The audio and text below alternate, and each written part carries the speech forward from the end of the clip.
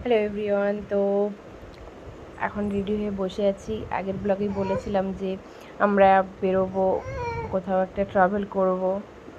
তো এখন মোটামুটি রাত্রি 2:10 মতো বাজে। তো এখন রেডি হয়ে বসে আছি। ওদিকে ওর পাপা অফিসের কাজ করছে আর আমি পুরো রেডি হয়ে গেছি। আর মেয়েকে একটু ঘুম পাড়িয়ে দিয়েছি। ও না ঘুমোলে তো মানে সারা রাত না ঘুম হলে ওরও শরীর খারাপ করবে, অস্বস্তি করবে।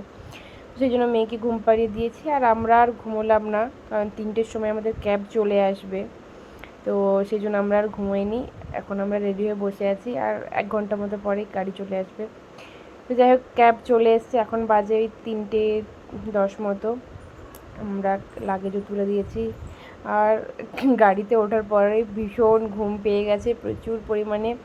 আর ভালো লাগছে না, এত ঘুম পেয়েছে। মেয়ে দেখুন, ওর চোখে কোনো ঘুম নেই, ও ঘুমোচ্ছিল। যাক, গাড়িতে নিয়ে যাই এসে বসেছি, ওর সঙ্গে সঙ্গে উঠে পড়েছে, ও আর ঘুমোচ্ছে না। তো এখন মোটামুটি আমরা এয়ারপোর্টের দিকে যাচ্ছি। তো আর ভালো একটু ঘুমিয়ে নিই। যাই হোক, সারা রাস্তাটা পুরো ঘুমিয়ে নিয়েছি, ঘুমিয়ে ঘুমিয়ে এসেছি 1 ঘন্টা। তো এখন আমরা চলে এসেছি।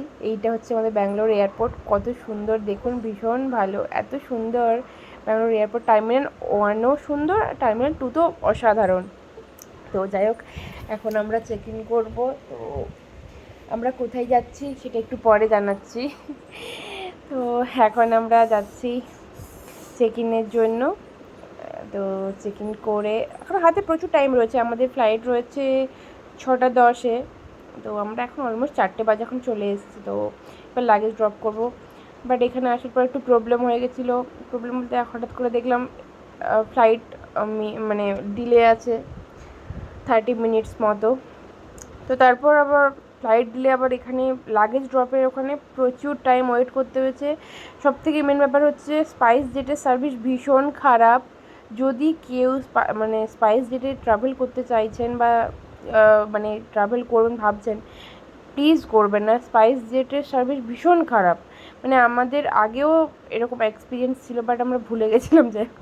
তো ভীষণ সার্ভিস খারাপ। তো ওখান থেকে তারপর আমরা সব কিছু প্রসেসিং কমপ্লিট করে আমরা এখন ওয়েট করছি। আর খাবার নিয়ে নিয়েছিলাম KFC থেকে। তো এখন এই দিকে দেখুন, ফ্লাইট প্রচুর লেট। এখন মোটামুটি অলমোস্ট 7:30 বেজে গেছে।